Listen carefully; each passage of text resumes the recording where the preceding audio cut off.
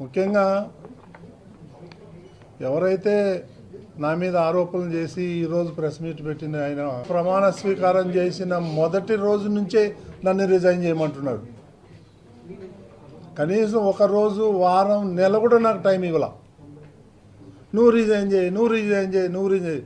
వాని అబ్బా సొత్తా టీటీడీ నేను రిజైన్ చేయడానికి నువ్వు నాకు ఇచ్చావా? టీటీడీ చైర్మన్ నేను రిజైన్ చేయడానికి?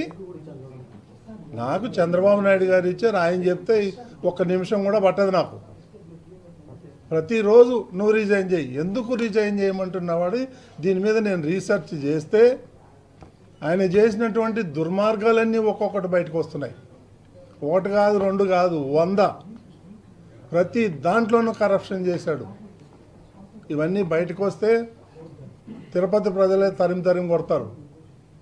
నేను ఈరోజు కూడా నిస్వార్థంగా ఏది ఆశించకుండా, నేను రాజకీయ నాయకుడిని కాదు, నేను ఒక మీడియా అధినేతని, నేను ఒక బిజినెస్ మ్యాన్ని.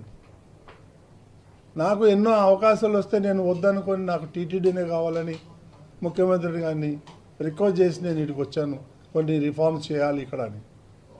గత 5 ఏళ్లలో మీరు చూసుంటారు ఎన్ని వేల టికెట్లు అమ్ముకున్నారు. నా దగ్గర రికార్డు ఉంది. వాళ్ళు పొరపాటున అది పోతా నా దగ్గర చైర్మన్ ఆఫీస్లో వదిలేసి వెళ్ళిపోయారు. ఇవన్నీ తీసి చూస్తుంటే ఒక్కొక్కటి బయటపడుతున్నాయి. నిన్న జరిగినటువంటి బోర్డు మీటింగ్లో కూడా నేను ఒక పాయింట్ లేవనెత్తాను. ఎందుకంటే ఎన్ని స్కాములు ఉన్నాయంటే అన్ని స్కాములు బయట పెడదామంటే ముఖ్యమంత్రి గారు నన్ను ఆపు చేయడం జరిగింది. తిరుమల యొక్క పవిత్రతను దెబ్బతీస్తారు అందరూ కలిసి రోజు ఈ స్కాములు బయట పెడతా ఉంటే అది మంచిది కాదు, మన ధర్మానికి, వెంకటేశ్వర స్వామికి మంచిది కాదు, దీంతో ఆపేయండి, ఆ దేవుడే చూసుకుంటాడని నాకు ఆయన హితబోధ చేశాడు. కాబట్టి నేను ఆగాను. లేకపోతే ఈ పాటికి ఇంకొక 10 వీటి చేసిన దుర్మార్గాలన్నీ బయట పెట్టేవాడు.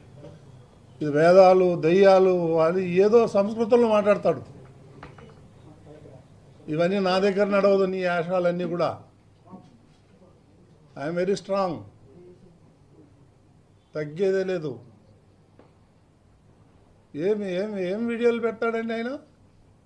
ఇప్పుడు ఏదైతే వీడియోలు పెట్టాడో వాళ్ళ ఫ్యామిలీ, మా ఫ్యామిలీ మోర్ దెన్ 30 years నుంచి మాకు ఫ్యామిలీ పరిచయాలు ఉన్నాయి. వాళ్ళ ఇంటికి మేము పోతాం, మా ఇంటికి వాళ్ళు వస్తారు. అంత మాత్రాన అసలు కొన్ని చోట్ల వీడియో మార్పింగ్ చేయడం జరిగింది.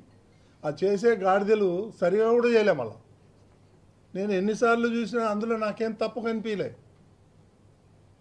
సో ఇవన్నీ చీప్ పాలిటిక్స్ ఆడి నా మీద బురద జల్తానంటే నేను భయపడేటోడిని కాదు.